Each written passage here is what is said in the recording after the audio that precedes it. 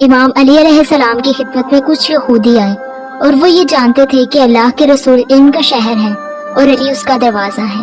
انا مدینۃ العلم و علی بابھا، اور وہ یہ اپنی طرف سے سوچ کر آئے تھے کہ کسی بھی طرح ہم نے علی کو علمی بنیاد پر شکست دینی ہے، اس سے مسلمانوں پر بہت غلط اثر پڑے گا۔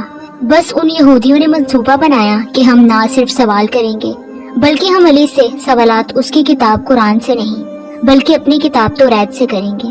بس ایک شخص تھا کہ جس کا نام تھا راسل جانون، اس کی قیادت میں یہ لوگ امام علی علیہ السلام کی خدمت میں حاضر ہو گئے اور کہنے لگے کہ اے علی، ہم نے آپ کے لیے آپ کے علم کے حوالے سے بہت چرچا سنا ہے، لہٰذا ہم چند سوالات کرنا چاہتے ہیں، توریت سے کریں گے، اور اگر آپ نے سب کے سامنے ہمارے سوالات کے جوابات دے دیے تو ہم آپ کو باب العلم مان لیں گے۔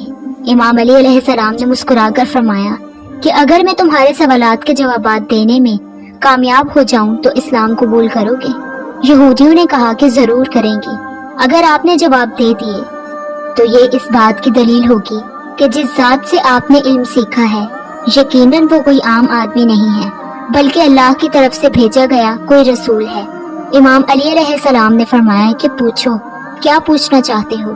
یہودی عالم نے مجمع کی طرف دیکھا تو تکبر سے بھرپور لہجے میں بولا کہ پہلا سوال، اے علی یہ بتائیے کہ وہ کون سی چیز ہے کہ جو خدا کے لیے نہیں ہے؟ امام علی علیہ السلام نے مجمع کی طرف نظر دوڑائی اور راسل جانون کی آنکھوں میں آنکھیں ڈال کر بغیر کسی توقع کے فرمایا کہ وہ چیز شرک ہے۔ اللہ ہر قسم کے چھوٹے بڑے شرک سے پاک ہے وہ وحدہ لا شریک ہے۔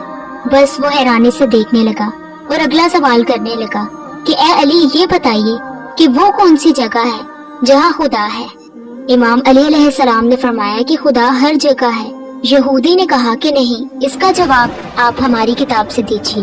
امام علی علیہ السلام نے فرمایا کہ تم اپنی کتاب کھول کر دیکھو، کیا اس میں نہیں لکھا کہ موسیٰ علیہ السلام کے پاس ایک فرشتہ آیا؟ موسیٰ نے پوچھا کہ کہاں سے آئے ہو؟ تو اس نے کہا کہ عرش سے قریب 7ویں آسمان سے آپ کے پاس حاضر ہوا ہوں۔ اتنے میں موسیٰ علیہ السلام کے پاس دوسرا فرشتہ آیا۔ موسیٰ نے پوچھا کہ کہاں سے آئے ہو؟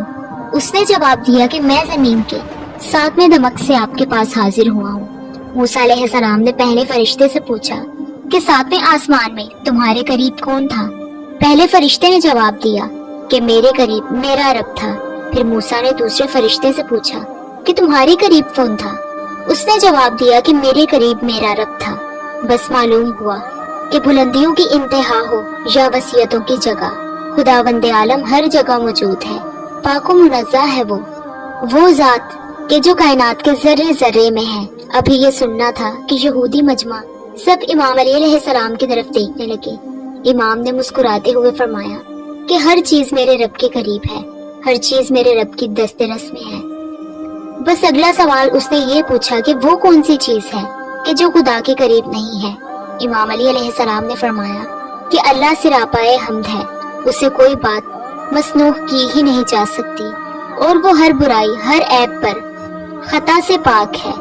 سن، وہ چیز ہے کہ جو تمام برائیوں کی جڑ ہے وہ میرے رب سے قریب نہیں ہے۔ سن، وہ چیز کہ جو میرے رب سے بعید ترین ہے، اس لیے کہ وہ حقدار کو اس کا حق دیتا ہے، اتنا زیادہ دیتا ہے کہ تمام عمر گناہوں میں گزارنے کے باوجود کوئی اس کے دربار میں حاضر ہو کر توبہ کر لے تو اس کو معاف کر دیتا ہے۔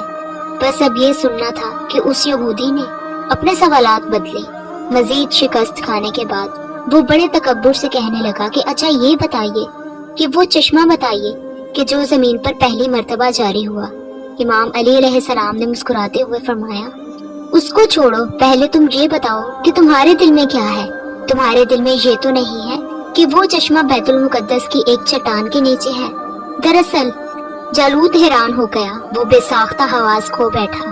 بس امام علی علیہ السلام نے فرمایا کہ آج اپنی اصلاح کر لو، پہلا چشمہ وہ نہیں ہے کہ جس کے بارے میں تم لوگ جانتے ہو، بلکہ پہلا چشمہ وہ ہے کہ جس سے حضرت خضر نے پانی پیا، اور یہی وہ چشمہ ہے کہ جس سے آب حیات جاری ہے۔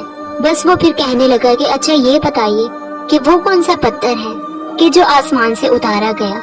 تو پھر جواب سے پہلے امام علی علیہ السلام نے ایک جملہ کہا کہ یقیناً تمہارے مطابق اس کا جواب بیت المقدس میں نصب وہ پتھر ہے کہ جس کے بارے میں تمہارا عقیدہ یہ ہے کہ وہ نصب کیا جانے والا پہلا پتھر ہے، لیکن تم یہ بات کیوں بھول جاتے ہو کہ خانہ کعبہ بیت المقدس سے کئی قدیم ہے اور حجر اسود اسی وقت آسمان سے نازل کر کے خانہ کعبہ پہ نصب کیا گیا ہے۔ بس اب یہ سب گھبرانے لگے کہ ہم تو سوال کے جواب پوچھنے آئے تھے، لیکن علی نہ صرف جواب دیتے ہیں بلکہ وہ پہلے بات بتاتے ہیں کہ جن پر ہمارا عقیدہ ہے، پھر ان باتوں کی نفی کرتے ہیں، پھر جواب بتاتے ہیں، اور علی جواب اتنی دلیل سے دیتے ہیں کہ ہم میں سے انکار کرنا ناممکن ہی نہیں۔ امام علی علیہ السلام کے جوابات ان کی یہودیت ختم کر رہے تھے اور ان یہودیوں کو اسلام کے قریب کرتے جا رہے تھے۔ اس کے بعد انہوں نے ایک سائنسی سوال پوچھا کہ اے علی یہ بتائیے کہ وہ کون سی چیز ہے کہ جو مسلسل کم اور زیادہ ہو رہی ہے؟ امام علی علیہ السلام نے فرمایا، کیا تم غور نہیں کرتے کہ کوئی دن اگلے دن کے برابر نہیں ہوتا، اسی طرح گزشتہ رات اگلی رات سے چھوٹی بڑی ہوتی ہے۔ وہ کہنے لگا کہ زندہ رہنے کی پہچان سانس لینا ہے، کیا کائنات میں کوئی ایسی چیز بھی ہے کہ جو زندہ بھی ہے لیکن سانس بھی نہیں لیتی؟ اس کے جواب کے لیے پورا مجمع ہر ایک کی نظر امام علی علیہ السلام کے مبارک چہرے کی طرف ہے۔ اب امام علی علیہ السلام نے فرمایا کہ جب صبح نمودار ہوتی ہے تو سانس لیتی ہے، حالانکہ صبح نہ روح رکھتی ہے اور نہ ہی وہ جاندار ہے۔ وہ یہودی کہنے لگا کہ زمین کا وہ کون سا مقام ہے کہ جہاں روشنی صرف ایک مرتبہ پڑی، اس کے بعد وہاں کبھی روشنی کی کوئی کرن تک نہ پڑی؟ امام علی علیہ السلام نے فرمایا کہ ہاں، یہ سمندر کا وہ مقام ہے کہ جہاں سے موسیٰ علیہ السلام اور ان کی قوم گزری تھی، اور وہ اللہ کے حکم سے دو حصوں میں تقسیم ہو گیا۔ بس گزرتے ہوئے سورج کی کرنیں وہاں پڑی، لیکن پھر اس کے بعد دوبارہ سورج کی روشنی وہاں تک کبھی نہ پہنچی۔ پھر وہ کہنے لگا کہ دو کون سی چیزیں ہیں کہ جو ہمیشہ غائب رہتی ہیں، اور وہ کون سی دو چیزیں ہیں کہ جو ہمیشہ حاضر رہتی ہیں؟ بس امام علی علیہ السلام نے فرمایا کہ آسمان و زمین کی طرف دیکھو، تمہیں کبھی غائب نظر نہیں آئیں گے اور وہ ہمیشہ حاضر ہی رہتے ہیں۔ موت اور زندگی کو ڈھونڈو، ان کے بارے میں تمہیں کبھی پتہ نہ چلے گا کہ وہ کہاں ہیں اور کب آ جاتے ہیں۔